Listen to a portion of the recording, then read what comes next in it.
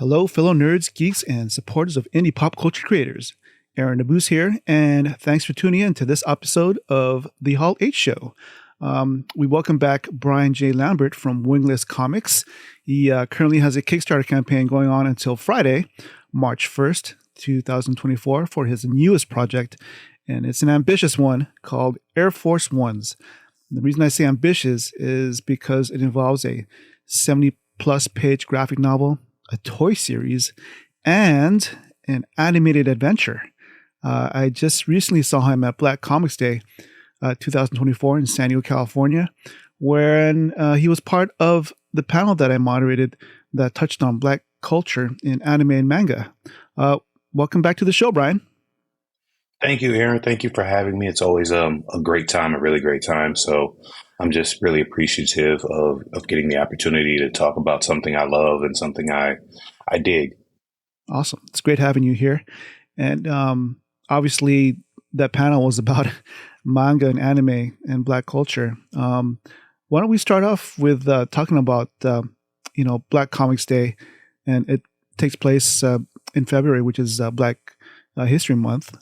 It's an annual event that happens in San Diego, and it's been going strong since 2018. I want to sort of compare and contrast your evolution as a creator from the first time you attended. I think it was Black Comics Day in 2019.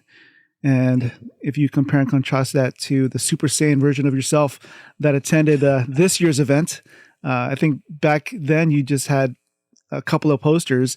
Now, Wingless Comics has been flying high with a ton of comics the last few years, and now you have this Air Force Ones project. My first question is, what does Black Comics Day mean to you?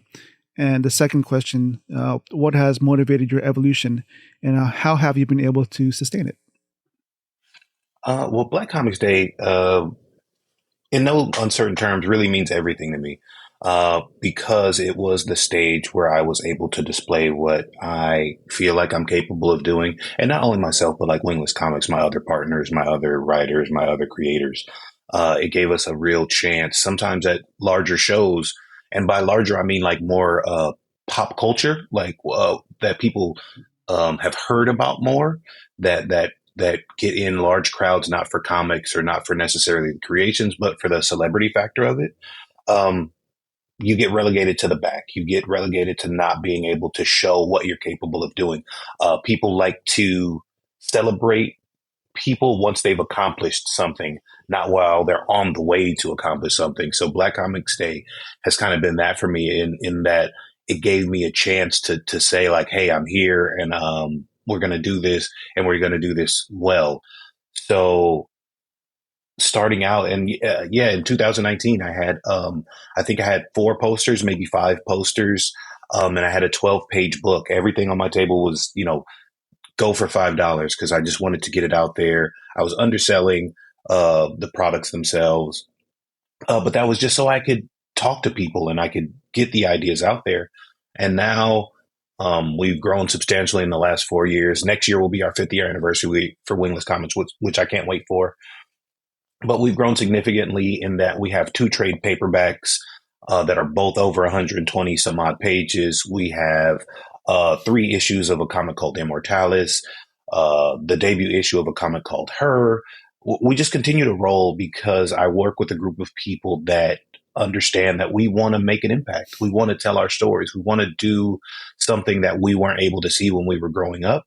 So that lends to the energy that all of us bring to our selected projects. And that's just incredibly important, again, to me. It's incredibly important to what we do and how we do it. And again, I'm able to display all of that at Black Comics Day, right? I'm able to set up my table the way I want. I'm able to show the shoes and the prototype action figures and the preview pages for something like Air Force Ones, which is my most ambitious project to date. So it gives me a sense of not necessarily purpose, but a sense of importance, right, and a sense of being acknowledged and being seen in this space where we are traditionally not seen. And there are a lot of very marginalized people, cultures, ideas, stories, characters in this niche market. And Black Comics Day gives me a chance to not feel niche, to not feel ignored, to not feel like I can't do. I started out as a guy, even before 2019. I went to the first Black Comics Day in 2018, and I had a backpack and I had prints that I had got done at FedEx, and I had stapled my business card to them. And then here we are now, 5 years later. So Black Comics Day has been an incredible part of my evolution as a creator, as a publisher, as a business owner, and as a person just generally in the comic media space. You mentioned business owner. Can you sort of touch on the business side of being a creative? Yeah, the business side is in no uncertain terms. You're not in comics to immediately make money. I mean, but you're not in any business to immediately make money, right? But comics are both a passion and a business, and they have to be because even though the comic book industry is over a $1 billion market, you still have to fight to get a 1% share of that. There are so many things that go on into it. It really is the comic business. A lot of people go into it thinking that they're going to tell stories, and then people are just instantly going to love them, and then they're going to get a Netflix show, and then they're going to get a movie, and that's just not the path. Unfortunately, the path is one of doing comics because you love them, creating stories because you love them, and those other things eventually happen. You never know when, you never kind of know how, but you just got to take the time and continue to do it. You've got to do this out of love, just like you would anything else, like you would an NBA career. The pros don't get there just because they're like, I want to play and I want to make money. They're good and they love the game, and they try day in and day out, and they practice day in and day out. Comics, just like any other industry, is the same way. You've got to try every day. You've got to do some more promotion every day. You've got to do another story every day, and you have to meter your costs, right? Like I said, I was there that first year where I tabled and I was selling everything for $5. That's not sustainable. Books cost thousands of dollars to make. And I realized that over the stands, Marvel can sell a book for $5, but Marvel is printing in the thousands, right? You, as a small creator, are printing in the hundreds, maybe 1,000, especially for a show like this, or even New York Comic Con or LA Comic Con. You're not thinking, although you may be thinking you're going to sell 1,000 units. The likelihood of you selling 1,000 units in one of those shows is very, very slim. So you have to, again, meter all of that. And you have to understand that the cost versus the benefit, which shows to do, which shows not to do. Every creator that I know has a billion ideas, and they'll say, I've got character, I've got 1,000 characters, and I've got a whole universe planned out. But we're not Marvel, and it took Marvel years upon years. It took Marvel decades to build what they are. It took DC decades and dozens of acquisitions to build what they are. So it is a business as much as it is anything, but it's also got to be a love as much as it is anything, because you have to be dedicated to it, and you have to go into it with clear eyes and understand that you're not going to be an overnight success, and that the number of comic creators that have made Hollywood, major Hollywood deals is in the like 0.1%. I guess it's the passion. The passion is the glue that holds everything together, right? Yeah, 100%. In our panel, we talked about anime and manga. One anime that you held in high regard and had a huge impact on you, you mean at 5 years old, was Robotech. And I remember when I first watched it, I was a senior in high school. So, but you said when you first watched it, one reason why it resonated with you was that it was the first time you saw one of the main characters die. I sort of want to go deeper with that and sort of revisit that moment, if you can sort of recollect, and how you felt. And you sort of contrasted it by comparing Robotech to the Gummy Bears and DuckTales. Well, so I'll start by saying I love both or all three and all of those cartoons. I'm definitely a huge cartoon head. I've loved almost every iteration of every cartoon you can think of. But Robotech was just something a little bit different. It was done.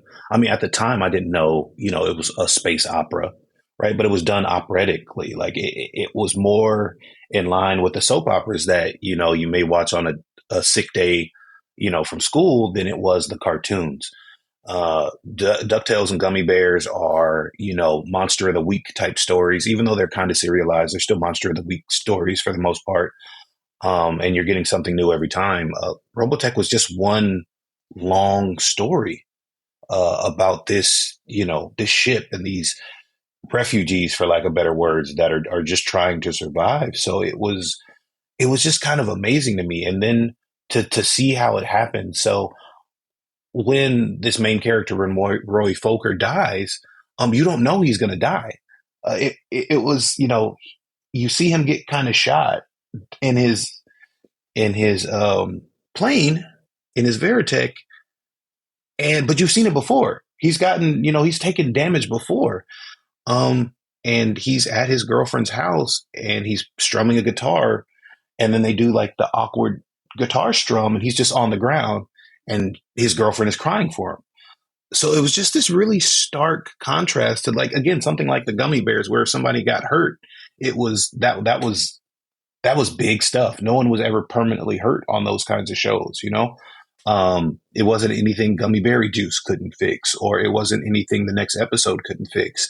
And this was permanent. I think that's when I kind of learned permanence in cartoons, and in that kind of media, because Roy wasn't coming back. Roy did not come back. That was it.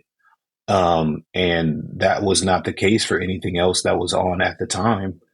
And so it was just very, I don't know, it was a moment. It was like a cinematic moment for me. It just is stark for some people as Darth Vader being revealed as Luke's father. It was just a moment where, even as a child, I was like, this can be really serious, and it can be taken really seriously, and it can be something that you can tell some very epic, different stories with. And that was something that even at a young age, I definitely wanted to get into. I wanted to get to that part of, like, telling stories that just had a little bit more weight Hmm. than your average everyday 30-minute cartoon. Yeah, I totally agree. I remember that when I watched it, and that particular scene came through. I felt the gravity and weight of that moment. And you said it. The key word was cinematic. That Yeah. Robotech was just different, even though it was a edited version of what you got from in Japan. But it's still the way they put the story together, the way they edited the clips together. It made a compelling story. 100%. I think that there were a lot of things that also, I mean, again, because you're dealing with, in my opinion, I think anime takes itself a lot more seriously than American cartoons, because it tells more, or a larger group of stories. And it goes into things that traditionally weren't talked about in American cartoons. And that's just like war and those kinds of things. American cartoons, I mean, He-Man was battling Skeletor, but it wasn't a war. And so I think when I watched something like Robotech, again, something that I had never seen before, there were all these layered kind of characters, and you grew up with Rick Hunter, right? You went from when he was just like a rookie kid who was a pilot and kind of a hotshot but didn't know anything, and then post Roy, he's got the same. His hair is old, covering his face the same way. He's starting to pick up the things. Now he's taking over the legacy of Skull One, and he's like thinking about it as man, Roy was doing this, and he was never technically shot down. Oh, I always get shot down. Like, just all of those things played into what created, and what for some of us, I think we filled in the gaps on some of the things that were, you know, a little missing, because it was a mashed up kind of story, Hmm. but it was imaginative enough for us to be able to do that, for us to be able to make that logic leap. And I think that anime in general and manga in general, I think that it does it very, very well. I think sometimes American cartoons can be ham-fisted because they're trying to teach you a message or have you learn something, or they want to do it a certain specific way. And that's even, again, that's going back to like the Saved by the Bell days. Like, don't do drugs. She OD'd on caffeine pills. They try to make a point very, very strongly. And I think that there's a little bit more subtlety sometimes when you're reading anime and manga, and they are watching as well. And they try to lead you to the point, but make you take that leap to understand the point they're trying to make. Mm-hmm. On the panel, I sort of misspoke a bit when we're talking about death, especially the Robotech scene, and I mentioned G.I. Joe and Transformers. I had said that they had wanted to kill off Duke, but they thought it wouldn't sit well with the audience, and so they killed off Optimus Prime instead. But what really happened was they wanted to kill off Duke, but they saw the overwhelming reaction after Optimus died that they decided to keep Duke alive. Yeah. So that's what really happened. Anyways, moving on to Gundam, that's been a pivotal series for you as well. That had a different impact on you when you were younger, and now that you're an adult, especially when it comes to its political issues. But why did you use it as a inspiration for Air Force Ones? I mean, and sort of maybe touch on your experiences as a kid and your experiences now, and also about the topic of, I guess, the lack of proper representation in the anime. So I, as a very young kid, I wasn't privy to Gundam.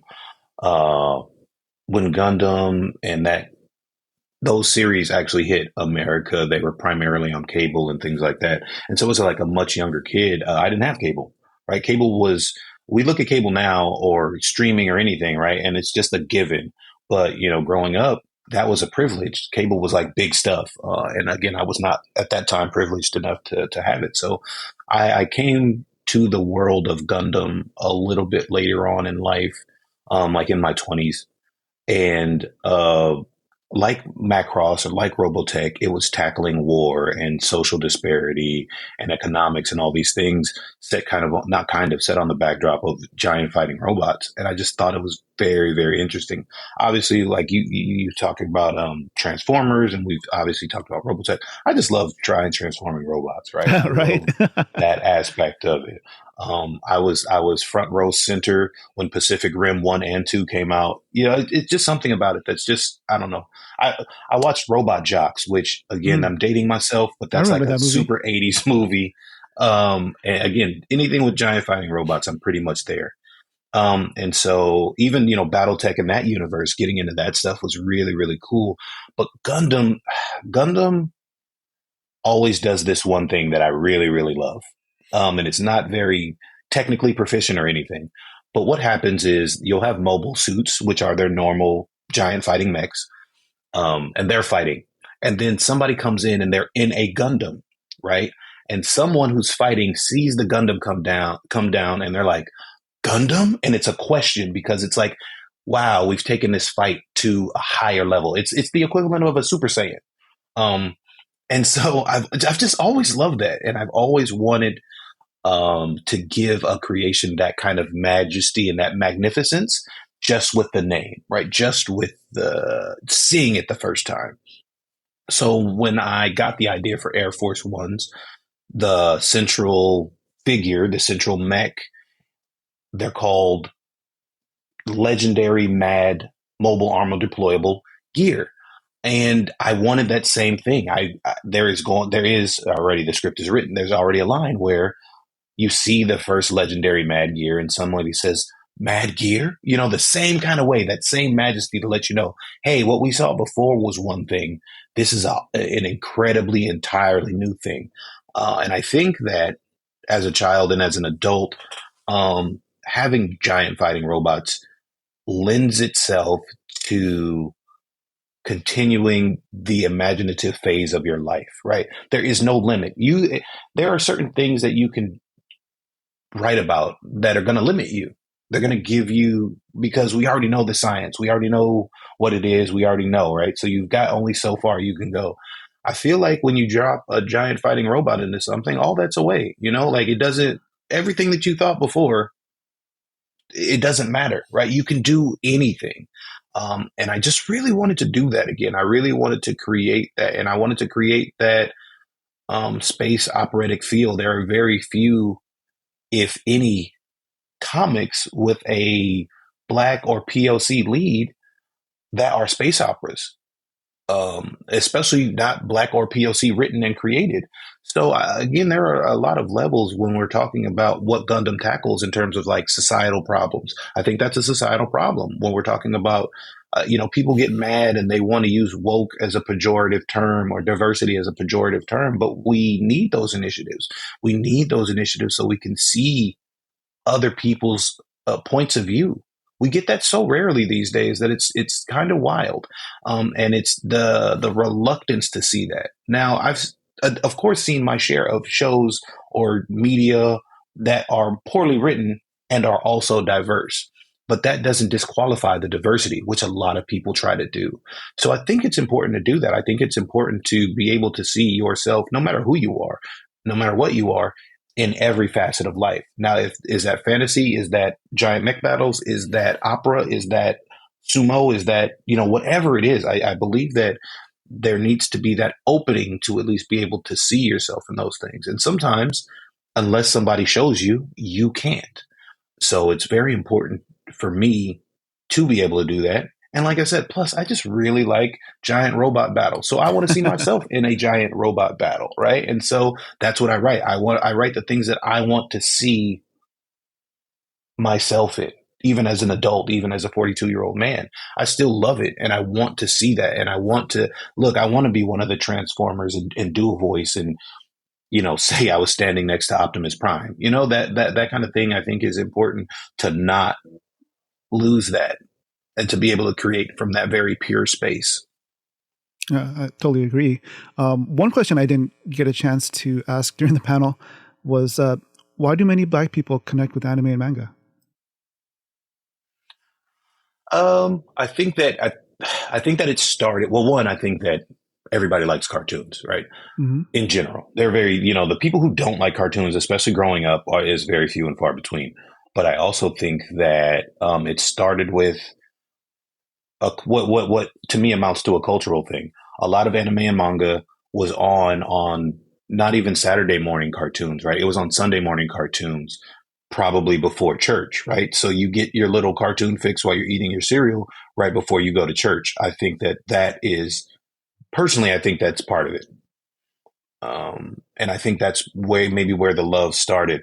But also, again, it's very, even the cheap ones, right? Even the quote unquote bad ones are very cinematic. They're very operatic. They're very, again, it's not a monster of the week kind of story. You get invested in these characters. When you go from Dragon Ball to Dragon Ball Z to Dragon Ball Super, I guess you don't count Dragon Ball GT, huh? Yeah, I was going to say that. I was going to see if you noticed that. It's not canon, guys. No, so I think that when you grow with these characters, it's slightly different than when you just know these characters.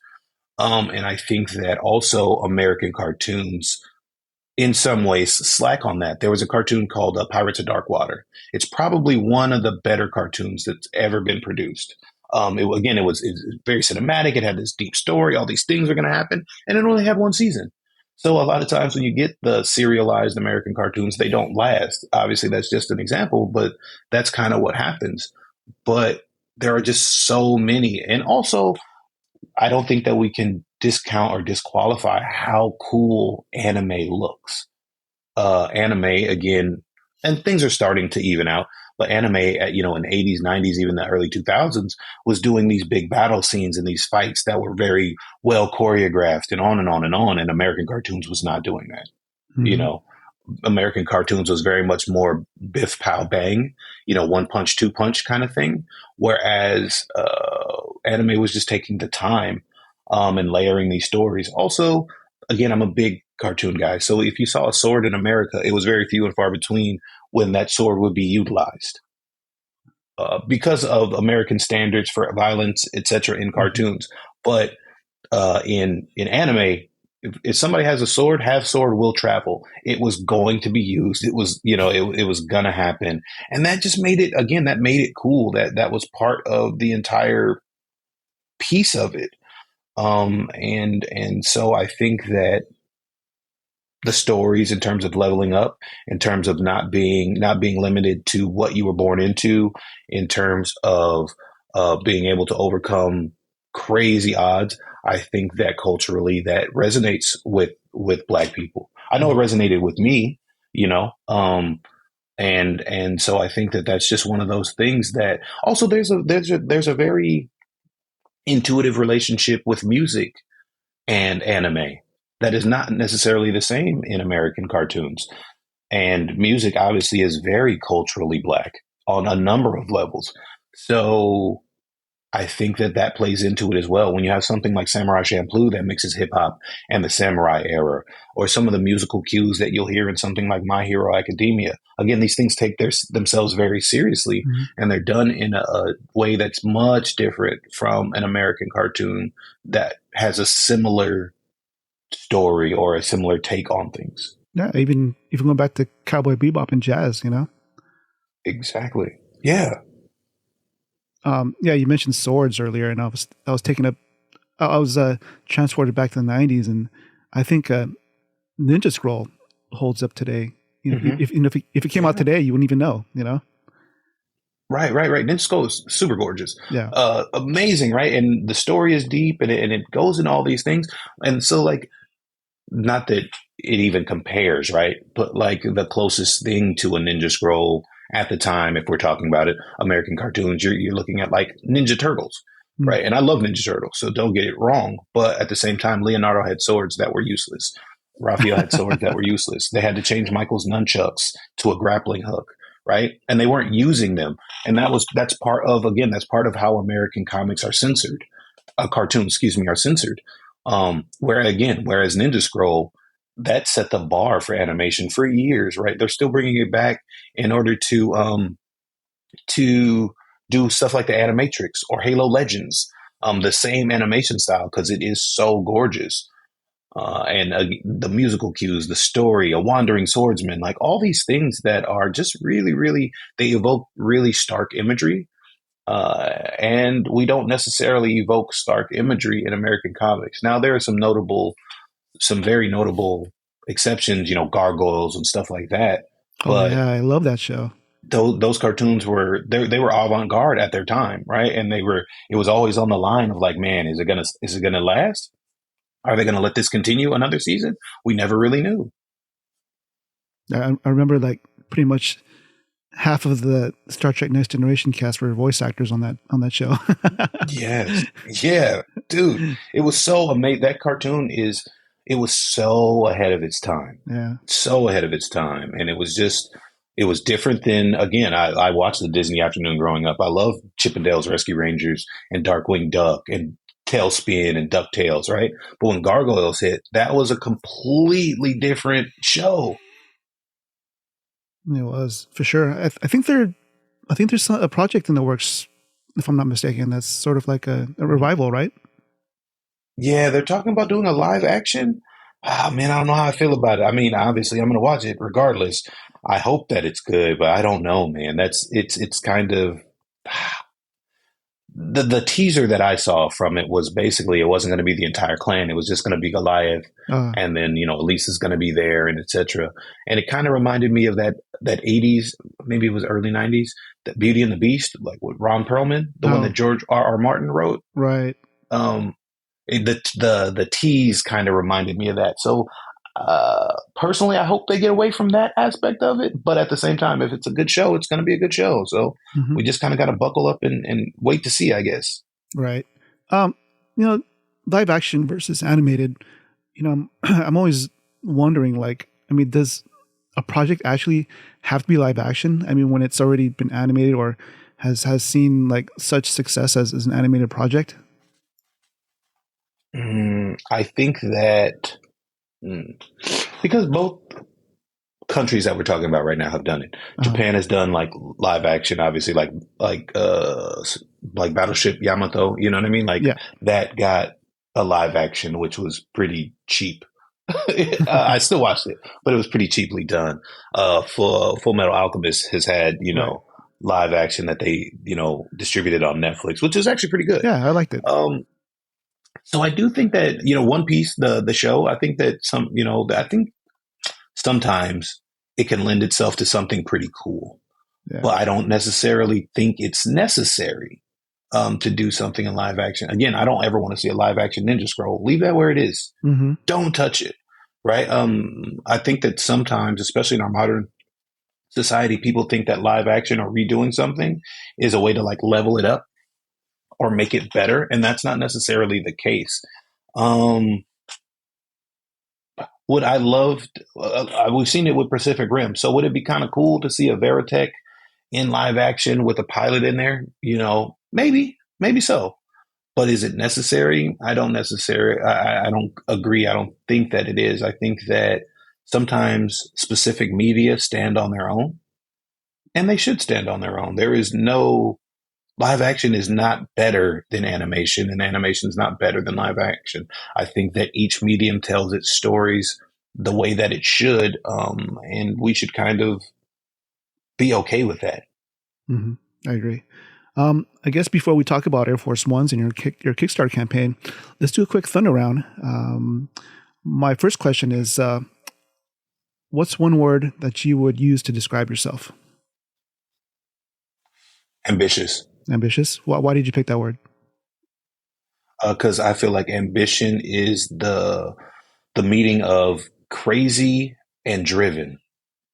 So I feel like I'm driven because I really, really want to do something, and I really want to make an impact in terms of what I'm doing with comics and this media. But I also feel like I'm crazy because sometimes the things that I want to do, they just seem, for lack of better words, out of reach or just way too large. But then the crazy kicks back in, and so I'm like, well, we got to do it anyway. I like it. Seeing as how you're ambitious, it's 11 p.m. and you're pulling an all-nighter, writing your newest project. Since you've kicked writer's block to the curb, however, you're starving. What do you eat? Ooh. I think that depends on the location, right? If I'm in Las Vegas, that's a 24-hour town. I can eat whatever I want. So I'm going to make a quick run somewhere. If I'm in California has started to close down, or it never kind of came out of the COVID thing. So everything's closing down 10 or 11. So it might just be a bowl of cereal, right? Just something to kind of keep me going and to get me up. I like the small comforts in life, the little things. Again, if we're talking about I'm doing an all-nighter and I'm writing, then I'm kind of in that mode. And so I want to sit down and remember that childlike essence, right? Remember the wonder that I had as a kid seeing certain things. I try to put that into my writing a lot. So I would probably do something that was simple like that if I'm just at home and just in California. Mm-hmm. When you were a 5-year-old on Sundays watching Robotech before church, what cereal were you eating? At the time, it was Trix. It was always Trix. That's a blast from the past. This is pre. Right. This is before they started shaping them like the fruit. It was just like a little sugar frosted sphere. But yeah, as an adult now, man, I can't do it. Too sugary for me. So what's your cereal choice? What's your cereal choice these days? I'm a cornflakes guy, man. Cornflakes or Frosted Flakes guy. It's simple. It's so weird. Mm-hmm. You mentioned Las Vegas. Do you go there a lot? Yeah, so I lived in Las Vegas for about 5 years. Oh, okay. So even when I started doing Black Comics Day, I was actually living in Las Vegas at the time. I'm back in California, but I have family in Las Vegas, and my fiance's family is in Las Vegas. So we're back there pretty often, and ultimately probably we're going to end up back there to live. I love California. I truly, truly do, but it's very expensive. Indeed it is. You're paying for oceanfront everywhere, and not everywhere is oceanfront. And it's just real crowded. I'm basically in LA now. And so it's just, I don't know, just like I said, some of those small comforts, I just like to get back to. Now, what's that restaurant that you miss in Las Vegas? Ooh, I miss a couple restaurants in Las Vegas.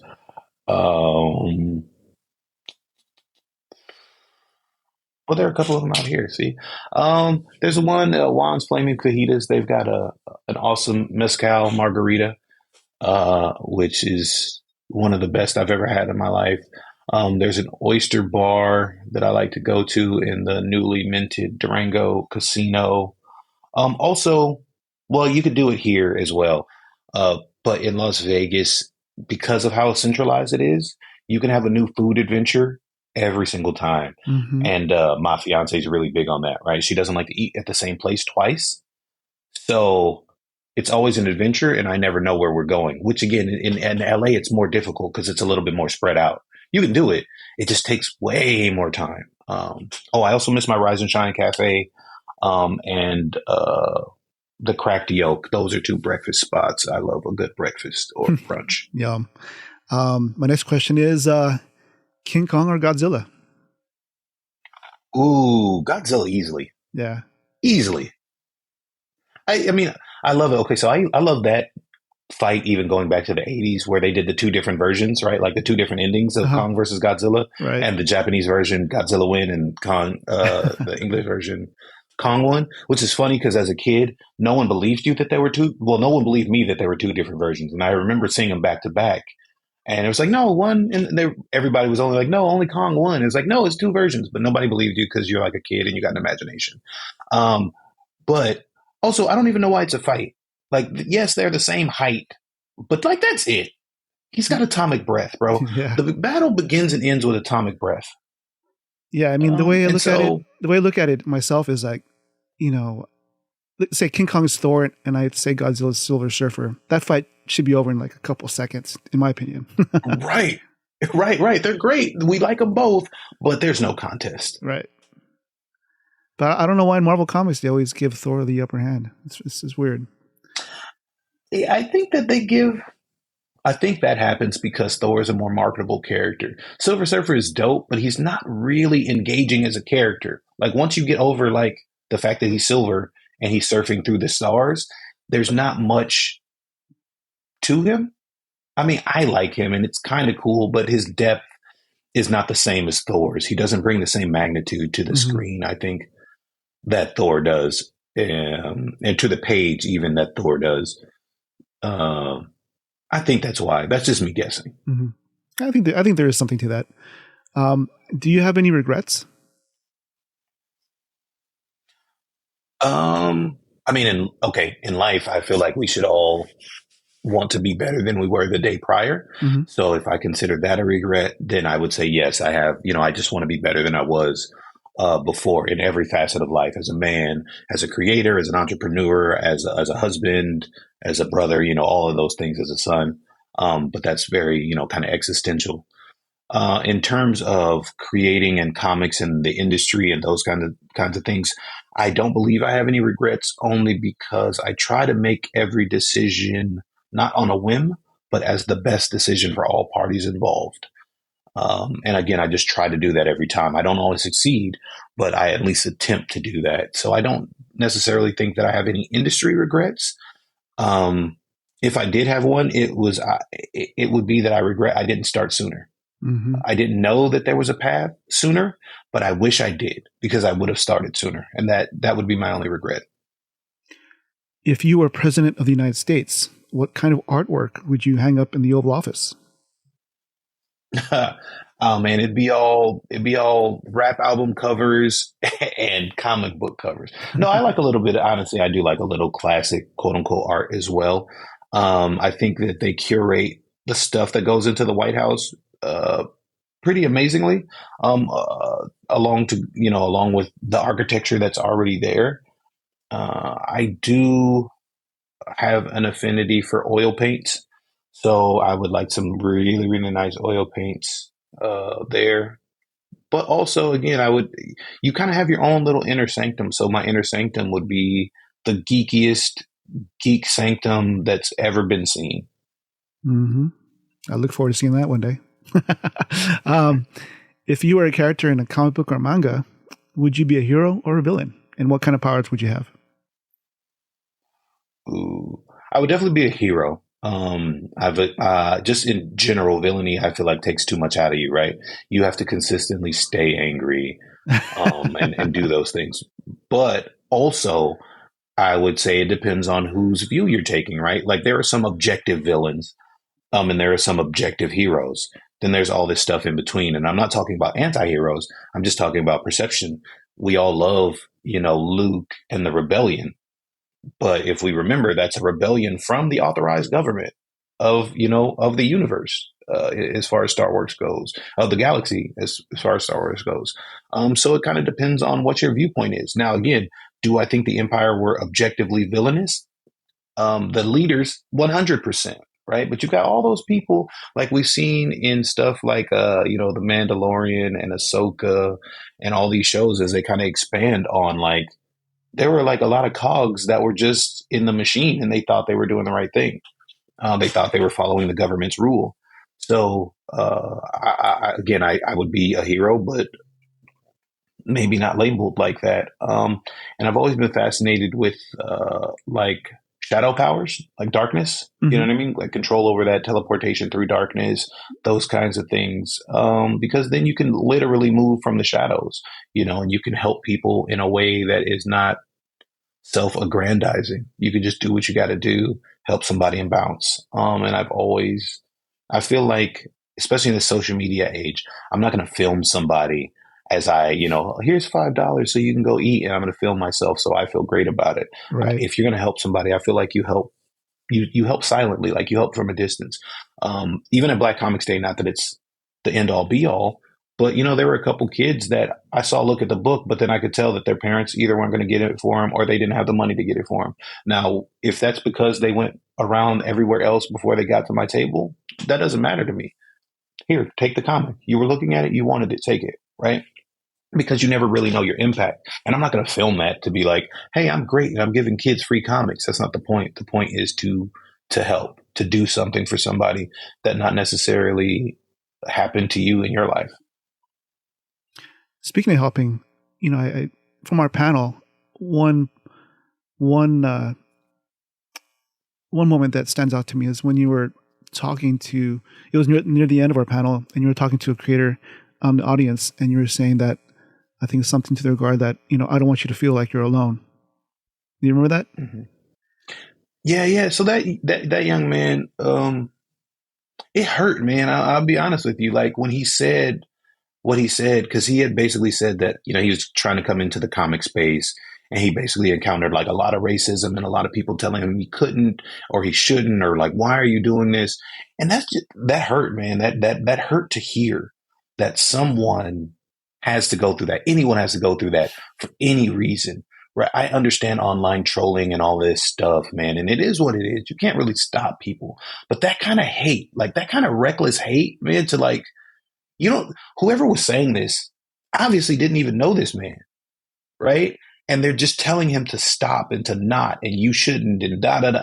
Like that just, I don't know, it struck such a chord with me because you get that a lot from people, and it's very convenient for people to do that from across thousands of miles and, across an internet connection, and to be hard and to be mean and to say things to people they would never say in their face, right? To say things and do things that they would never do in life and in reality, man. And it hurt that it was affecting that young man, because you could hear it in his voice when he was asking the question of like, how do you guys battle that?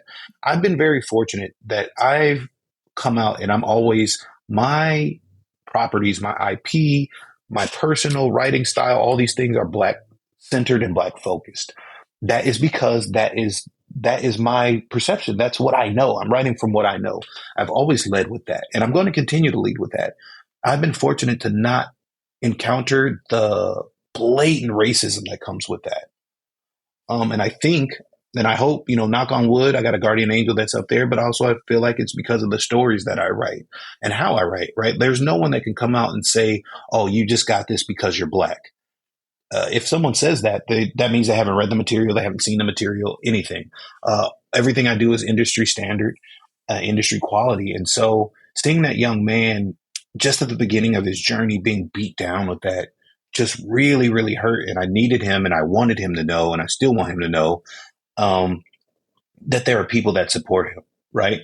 there are people, there's a community of people that if no other community accepts you, the Black Comics Day community will accept you. And that's a loving community. That's a community that will help build you up. And I'm literally a product of that. I'm not saying that just to say it. It's not like an imaginary thing. I'm literally a product of people bringing me in and loving me and helping me and mentoring me because I met them at Black Comics Day, and 4 years later, this is where I'm at. So I just wanted him to have that same feeling. I wanted him to go away not feeling trapped, not feeling like he couldn't do something that he loved to do.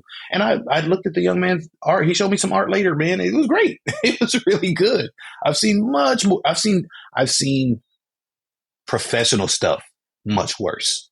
Right. Hmm. And so I just didn't want him to get trapped in that. It can be a black hole, and it's very, we've seen children in society, and it's super sad. We've seen children get bullied online and kill themselves. That's horrible. Like that. I grew up in the 80s. That was like the heyday of bagging on people and talking bad about them. And it was all, jokes or whatever. And our concept of bullying was even different at the time. But we weren't having those kind of tragedies. And again, I think that the death of his art or his soul or how he felt about anything, that was, for me, that was too much to bear. I had to let him know, not even for him necessarily, but for me, that there were people that will welcome him in and show him the ropes and teach him and just be there to talk and to listen and to value him. I needed to do that for myself. Hmm. What would the title of your biography be? Ooh, ooh. Brian Lambert, this girl is on fire. No, I don't. I don't know, man. I don't see myself as a biography kind of guy. I don't know that I live a life that requires one. Right. I'm just trying to be who I am. And so, if someone would honor me like that, I hope that they would take the best parts of me and make a title. But I don't. I don't know that I have one in my own head. Hmm. If I gave you $1 million, what would you do with it? If you gave me $1 million, I would continue what I'm doing now, just on a much higher level. So there would be within 3 years, there would be a contender for the big three, not the big two, right? Because they've got millions and millions of dollars. But I've already put in the infrastructure on the back end anyway, to be able to create a video game for Air Force Ones. Obviously, we already have the merchandising rollout. $1 million will give me the chance to make at least 5 or 6 episodes of the show, and just again continue doing kind of what I'm doing now, just on a higher level, get the promotion in, and so I would be able to be more visible. I would be on some streaming platform within the next year or two, excuse me, and I would have a quote unquote meteoric rise in terms of visibility and distribution. What would you do with $100? $100, I'll probably go get a really, really good meal because it's the Super Bowl today as we're recording, and I would sit back, watch the Super Bowl, and have a good time with my fiance. Awesome. I guess we'll segue to talking about Air Force Ones with this question. Would you do a live action version of Air Force Ones? I think that, okay, as a creator that obviously is just starting in terms of like the Hollywood machine, I think if it was offered to me, I would be foolish not to take it. That is not necessarily how I envision Air Force Ones. I definitely envision Air Force Ones as an anime and a manga. But I think that an opportunity to tell this story in any medium is awesome, and I would take it. It might be too soon to talk about it, but I'm sure maybe you've thought about it. But what actors would you use for the live action version? Oh, so I would probably use to start. I would use what's his name, Caleb McLaughlin, the young man in Stranger Things. Yes. Um, he looks very much like Nas already, Okay. just by kind of happenstance. Hmm, I would have, I would probably cast, um, gosh, I'm spacing on his name now, but he played Kurgan in Highlander, Clancy Brown. I would cast Clancy Brown as the voice for the commander because the commander is in a suit. So I want a really epic voice for that. And I love Clancy Brown's voice. I loved him as Lex Luthor and all the many comic characters he's done. Hmm. Um, um, I would probably cast Ron Perlman as Admiral Gunn, who is the commander's commander. Um, and then try to get some new faces for the rest of the characters, for Sky and for Maui.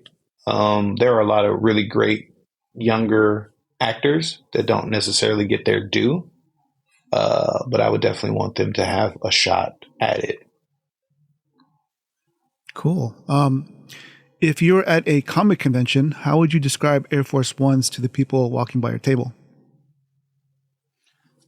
Air Force Ones is a large scale space opera anchored by large mech battles. It's the story of three Academy cadets, Nas, Maui, and Sky, who in their normal daily life stumble upon what we call legendary mad gear. And these are large battle robots that were thought lost after the Exodus War.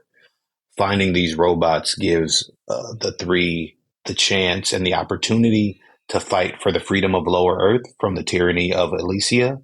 And the hallmarks of Elysia and the people who really drive what Elysia is and the insidiousness of it are Admiral Gunn and the commander.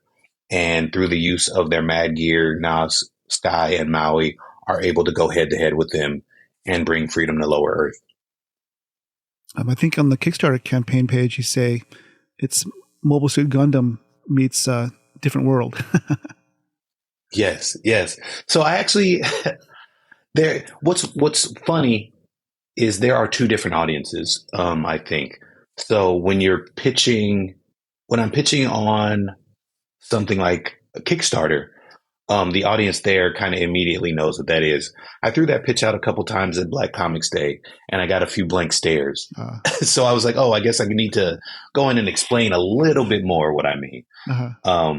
Because the people who understood, at least in person, the people who understood the A Different World reference weren't really aware of what a Gundam was. And the people who were aware of what a Gundam was weren't really aware of the A Different World reference. Interesting. Okay.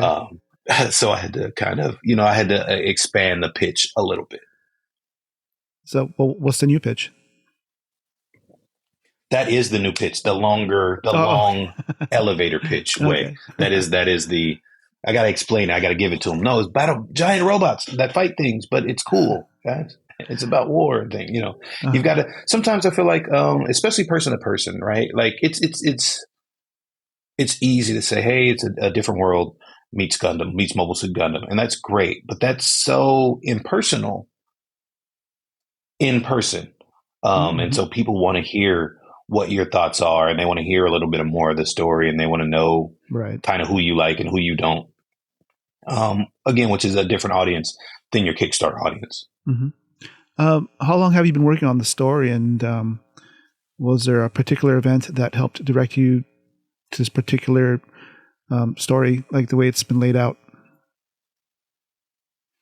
It was one or two things. So I wanted to do my love letter to Robotech since I was a child, and I had written something else called Rubicon that featured some robots and pilots and armored suits. And I wrote it as a screenplay, and I really liked it, but it wasn't going to go anywhere. I initially wanted to develop it for CG animation, and it was just too arduous of a project to kind of get done. So it was on the shelf for a while. And then earlier in 2023, around spring in 2023, I woke up in the middle of the night, and I feel like everybody does that. You have like an idea that you kind of dream about, And when you wake up, you always forget it. I woke up and I didn't forget the idea. So I wrote it down. I took a little note. I shot a text to some people that I'm, close with, and was like, "Hey, man, this is my idea. What do you think?" And I got crickets from them. And so I was kind of, it kind of hurt, man. I was like, dang, I thought this was like an awesome idea. And the people who I kind of trust most they didn't really care. It was nothing. Um, but I stuck to it, and I have a really good writer friend. His name is Robert Jeffrey. Um, and he's a very prolific writer. And I sent him the idea. Same kind of thing. Hey, man, this is what I'm thinking. It's Air Force Ones, but they're pilots and it's mechs. And he kind of chuckled and was like, man, that's actually pretty cool. And he was like, he ended up calling me maybe 5 or 10 minutes later. And he was like, hey, man, don't tell anybody about that. And I was like, what? He was like, don't tell anybody about it. Develop it and don't tell anybody about it that's not on your team until you release it. And he was like, just trust me. He was like, I got a feeling. I was like, okay, and most of the time it just is what it is. So even when we were in production, the title wasn't there. I wouldn't put anything when I was getting my artist done, when I was getting even the animation done. All of it's, redacted.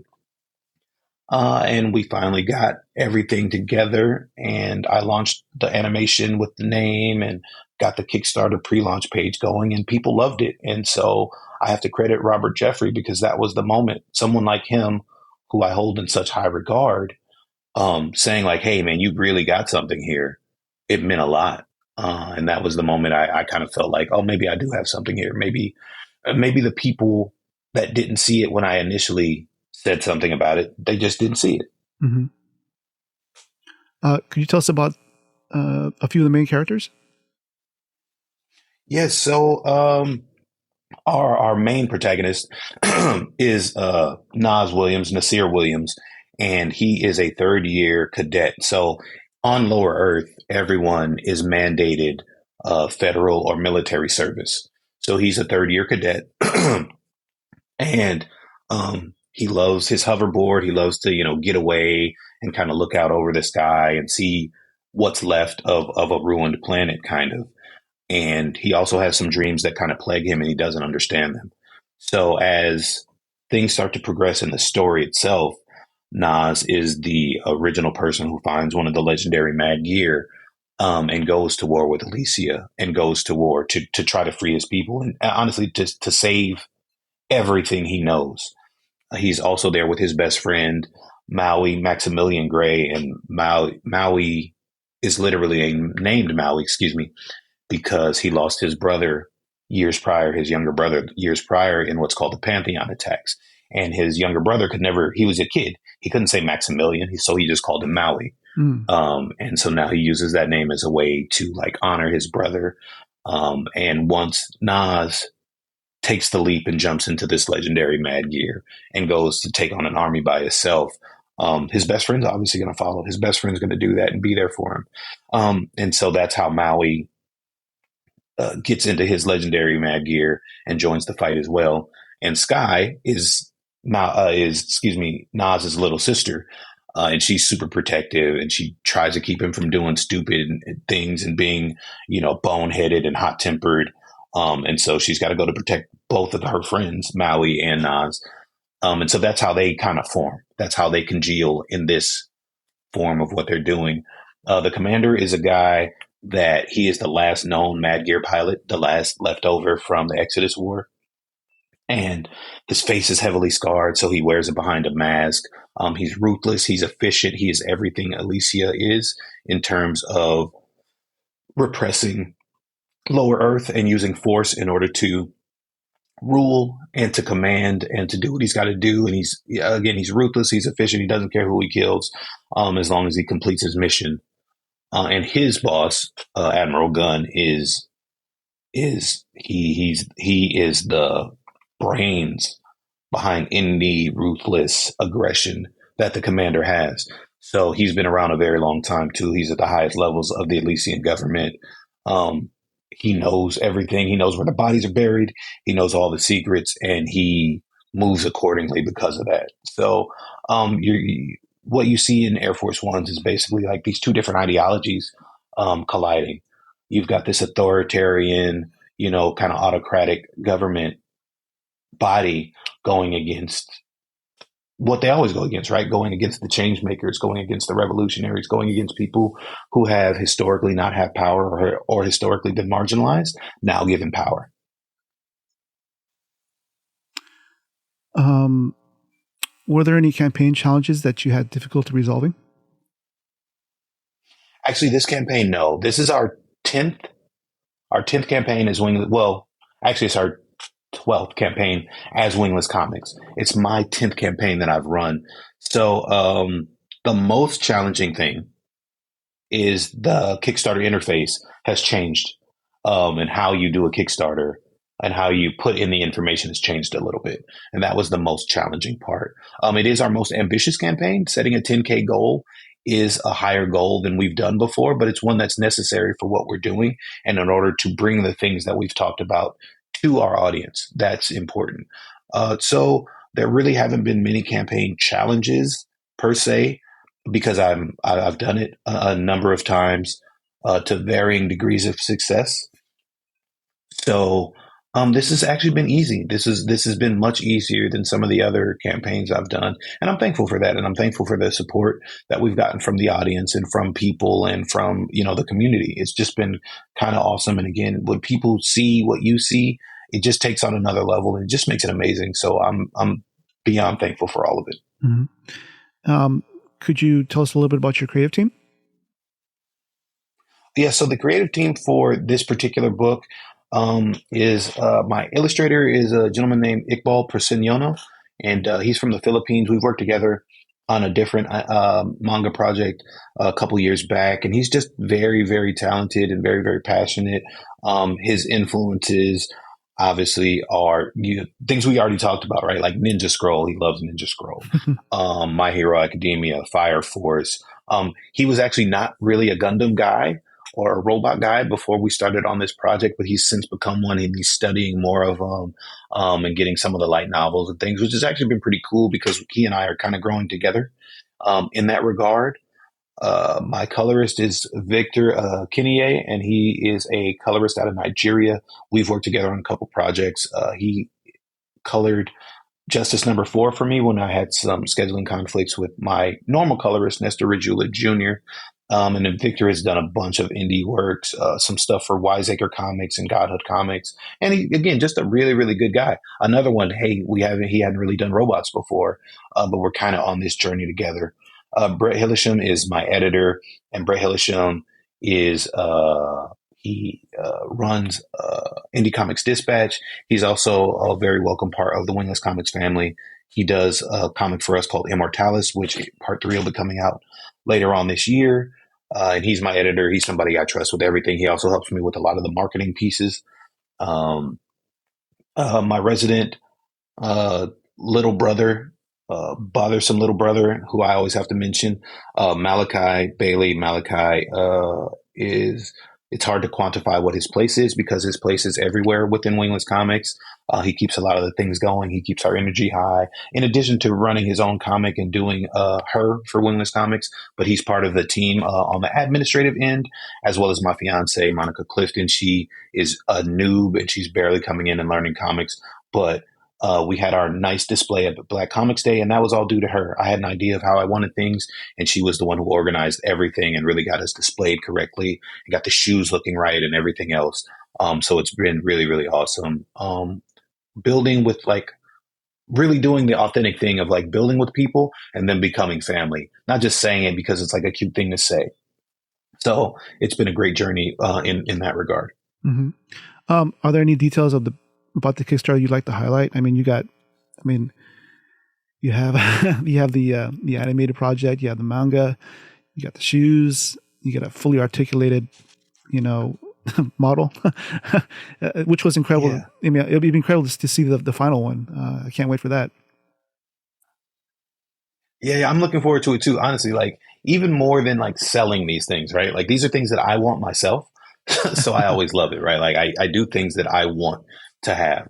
So yes, I guess we can go in kind of like levels. So we did add a new tier earlier in the week. We had added a new tier called Join the Fight, and it was for 5 people, so they could have their IP or their creations as mechs in Volume Two of Air Force Ones, Mm. and those got snatched up within a day and a half. So those are all gone, and I'm very thankful for that because it's going to be awesome. We've got Danny Quick from Fourth Wall Comics and Ace Blade. He's going to be a mech. We got Advent Comics. Titan is going to be a mech, and I got 3 other surprises. I don't really want to spoil those because they're going to be pretty awesome. And it's from people that are newly into the Wingless Comics fold, kind of. Um, the fully articulated action figure. We had the prototype at Black Comics Day, and I've shown the prototype online. And when we get it finished, it's going to have a fully movable neck, shoulders, elbows, wrists, torso, hips, and knees. So that's going to be awesome when, it'll be fully posable. It's going to be amazing. It looks great already. The painted version, I love it. Again, personally, I love it. I just love seeing it. And it just works perfectly. We also have shoes. The shoes highlight each character. You've got a black pair that's Nas, a red pair that's the Commander, a blue pair that's Maui, and a pink pair that is Sky. And they're also on the website right now, and as well as the Kickstarter itself. Shirts, the regular normal merch. But I'm really looking forward to long form storytelling that people will see in the graphic novel itself. Most of my projects have been in 22-page increments. Even with Nightfall, that's a 5-part series that was as one story. It's serialized as one story, but it was still 22, 23, 27, I think, tops for the last issue pages. It'll be fun to be able to tell a 70-page story. And like, this is just one part of it. So all of those things combined, like I said, the animation is far more ambitious. Animation costs a lot of money, but it's really, really fun to do. And we're still working on getting that done. And one of the stretch goals that I have in mind, if we reach this high, or reach that high, a little preview of the video game. We're behind the scenes creating a Metal Slug type video game for Air Force Ones. Excuse me. So it'll be so much fun to kind of dive into that when the time is right. But all in all, I mean, the entire campaign, I love what I'm doing, and I feel like that comes across in my art and it comes across in the work. So every piece of Air Force Ones is fun. If you just want the graphic novel, you're going to have a great graphic novel on your hands as Volume One. If you want shoes, we've got high quality shoes. If you want shirts, if you want to rep the ones, we've got shirts. We've got the entire thing. Again, people join the fight so they could be in the next iteration of Air Force Ones when we go into Volume Two, which we're already planning for now because Volume One is already a success. And I just love it all. I love being able to tell these stories and tell them from a viewpoint that hasn't been seen before. How difficult was it to find collaborators for the animated project and for the toy? The toys is more difficult. I will admit that because it's a market that unless you're in, you're not in, right? Like in order to get into the market, that part of the toy industry, you have to be in the toy industry, which that's one of those kind of difficult things. There are a lot of hobbyists, and there are a lot of really, really skilled hobbyists that do these things. But what I personally needed was something different. I needed the industry quality in order to articulate these the way I wanted to, because we're coming straight from raw 3D files. So they have to be created, and they have to be created in a way that works and can be put together and can be painted and can be all these things can happen to them without the need of like a machinist or a large factory. So that was a little bit more difficult, but I've been thankful. I have through some of my connections with like places like Blurred Station and KDS Entertainment, I've been able to meet and network with a group of people that were able and are able to help me with this articulation piece and getting it done the way I want to get it done, and get it done with the value that I believe it should have, right? Because that's a big part too. It's easy to have these things and they just look cute as opposed to being what they need to be. And so it's very important to me that we have it in a form and function where it's what it needs to be. It's that industry quality.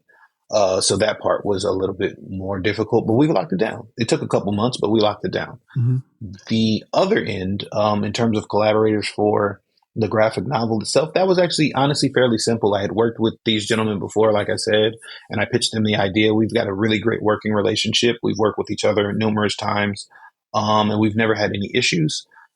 So it was easy to kind of get them on board. This is what they do. This is what they love, and they know us as Wingless Comics for putting out great projects, for being on time, and for just being very businesslike and running things in the way things should be run.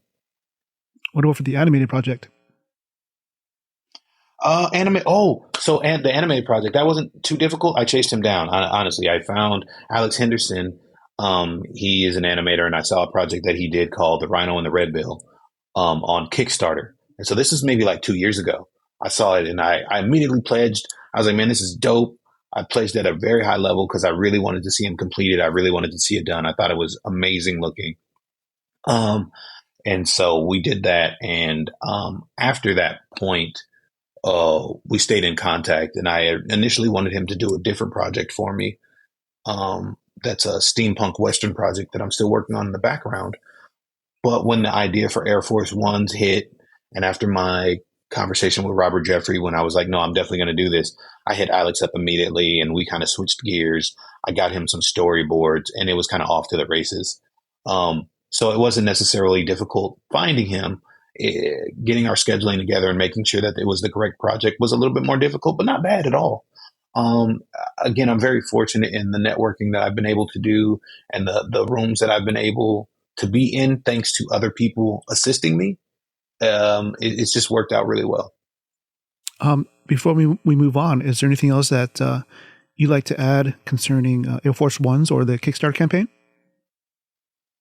The last I checked, we were at 80% of the Kickstarter goal in just 10 days. So we've been doing an amazing job. You guys have been doing an amazing job. So I just want to say thank you to everyone out there. Please continue to like and share it and show everyone. Um, Show them the animation. I know you guys have seen it. Show them the campaign itself and just get it out there. Again, I appreciate it. It's already been a success.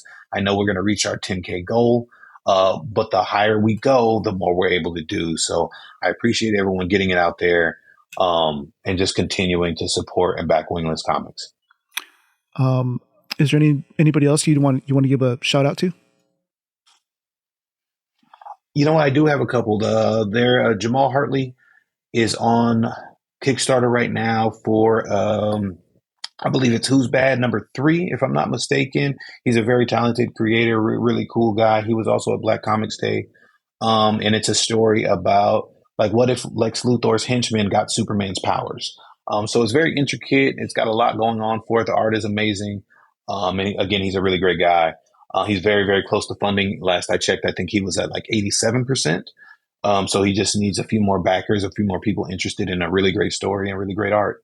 Also, Laguna Studios is online right now on Kickstarter as well for The Surgeon #6. So this is the end of the first arc for The Surgeon, for Hanover, their main character. It's very, very graphic, but I mean that in terms of like cinematic graphic. It's graphic in a way that's beautiful. It's graphic in a way that the colors pop and all these other things, but it gets into some of the potential realities of an end of the world scenario and the world rebuilding itself. So it's really awesome. It's really great. It is on Kickstarter right now. I believe they're almost funded as well. And yeah, those are my people at the moment that have. Oh, Wiseacre Comics. I'm sorry, Wiseacre Comics has Dark Sentinel on Kickstarter. They just reached their funding goal yesterday. But obviously they could use the help, they could use the support, and you could use a really good book to read. So Dark Sentinel is about a vigilante, and his kind of struggle with, is he doing the right thing or is he just as bad as the problems he's trying to stamp out? So check that one out as well. You mentioned colors. I'm looking at your Kickstarter page right now, and I'm looking at the colors of your interior pages, and there's definitely a unique like feel to them. I mean, like the colors could have been more vibrant, more poppy, but there's a subdued and dark tinge to them. Was that on purpose? Yes. So most of the time, I love an oversaturated palette.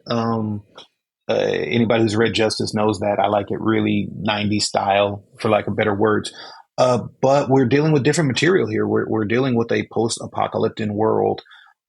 So it was very important for the bright scenes to be bright and the dark scenes to be dark and to have that gravity. There's one page where we first meet Nas and Maui and Sky, and they're in the Coliseum, and that's a little bit brighter. But when we're looking at the commander and he's inside of a starship, or we're looking at inside the cockpits and certain things here, and we're looking at these giant robots battling each other, I think it was more important to stay a little bit more grounded because we're dealing with material that is 100% not grounded. So it was important to kind of ground that in somewhat realism, um, so as not to be over the top, right? Not to be flashy. I want the story to be what pushes things forward as opposed to just saying like the art was cute. Mm-hmm. I want them to work hand in hand, and that was really important. And that was what we used in terms of those color sensibilities. Before we close out the show, is there any other project that you'd like to promote? Are there any other projects you'd like our audience to know about? Those are the three. I've mentioned the three that are on Kickstarter right now. Wingless Comics is definitely coming with our entire yearly slate like we normally do. So after Air Force Ones, we're going to have Justice in May. We are going to have Immortalis in July, and her in October. And we may sprinkle some surprises in there in between because we still do have Avery the Astonishing #2, and we should have Scarlet Knight #3 coming out. So we will continue to give you our complete buffet of comics as we always do, and material. And we will obviously see some of you in person again at Black Comics Day.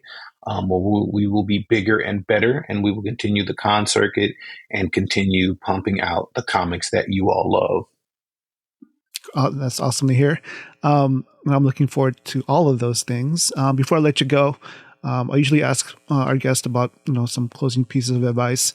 On the panel, you had given some pretty good advice, particularly to start small. You want to sort of expand on that, or if there's anything else you want to add? Yeah, I think that it's important, and a lot of us, again, as creatives, and so I should say, to be fair, I did not start small, and that's why I know to start small, right? My original, and whenever I go to like career days or I go to talk to schools or whatever, I mentioned that my first project, the first thing I wrote, right, when I was like, I'm going to be a writer. This is my early 20s, late teens, early 20s.